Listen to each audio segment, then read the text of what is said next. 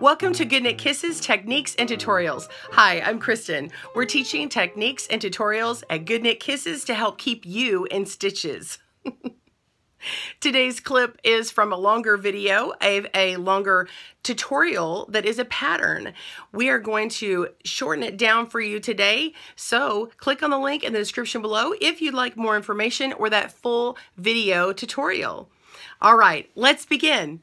So when you are finished pulling that tight, we're going to go up through the middle part here, and we're going to work our way down, seaming it from the top down. Let's turn it around. And because our pattern changes back and forth, we're going to be grabbing at kind of different spots. And I want to work with the yarn color that is in that section. So hopefully you have long enough yarn tails and to be able to weave these in the appropriate color area. But if not, you can just sew it on and attach it. So I'm going to go down through here and grab one of these first stitches here that I can. This little bar in between the row will be a little farther down here. Let me just grab this one here and pull the yarn through. Okay, and I'm going to come to the other side and go down between this row here and come down to the next bar and pull that through. Okay, and then come back over here to this side. And we're going on one of these bumps here between the edge stitches here. All right, so we're just going to be picking up one of these ladders that are in between and come on over to this side over here. And I'm going to jump down beyond this this part here. This is one of the columns of knit stitches, and we're going to be working towards the side here where these were the garter stitches. So we're going to be working down this way. So we'll just pick this one up.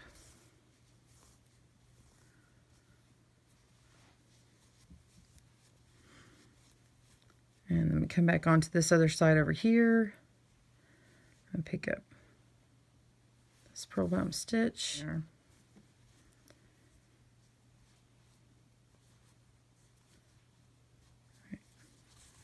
And we're just working our way back and forth between one side of the seam and the other and picking these stitches up. And because there's so much change in the stitches here and we're working with the same yarn, as long as you're consistent, it's going to resemble what these stitches are supposed to look like. So there's a little bit of fudging available in here. So I'm on the right here, I pull through this purl bump, and now I'm going to come over here and pull through this purl bump. So this is going to be very forgiving. And I'm just going to keep going, alternating back and forth. I'll continue. Pause your video if you need to. Okay. And I've got my other yarn that was here from the last color change. I'm going to go ahead and tie that in a knot on the back. Okay. And then I can cut this off and let this fall to the back. And then I'm going to start using this other yarn from where we did the color change before. Okay. So now you can just jog on over to the other side and go in between this line here. And because we have a column of knit stitches and we have not a column over here but just another rib section, we really can just go on these where these bars are here for the purl stitches, go back and forth between the purl stitches, and then in between over here where the bars are between the ridges and the rows, and then just zigzag back and forth just as we did on that last section. Just continue going and pause your video, and I'll meet you back at the end of this section. And then now I want to change into the next color. So we go back here, I'm going to find the other color. Let's make this tail run to the back. In fact, I'll slip it in on this side.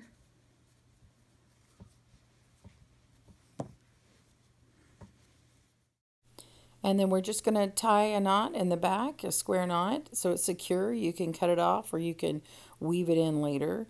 And we're really just going to be repeating just as we did on this cream section. The slate section will be used in its own tail and work to the opposite side because the knit columns are now on the right and the garter stitches are on the left. So you're just going to continue in this manner for this second color, and we'll meet back up at the end of this section because the next section is done differently. So pause your video and we'll see you in a moment. Go ahead and put that on your tapestry needle, and this is going to be different than the other sections in that we're going to go into the sides of the stitches working back this way. So I'm on the back side here, so I'm going to go up through this stitch here.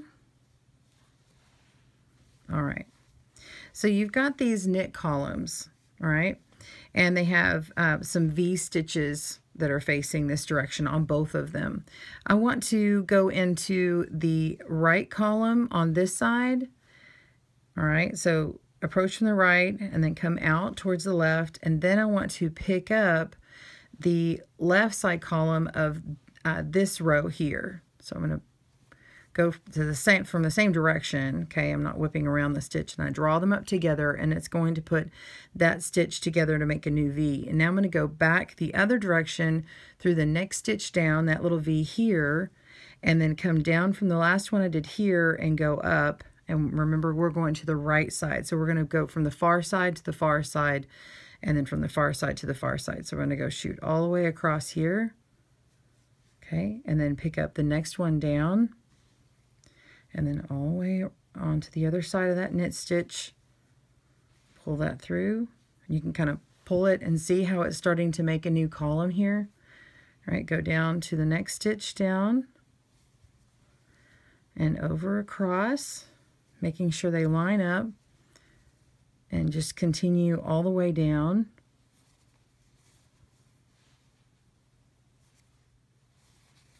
So it's just going to be a zigzag across, and see how that's becoming just like these other columns here.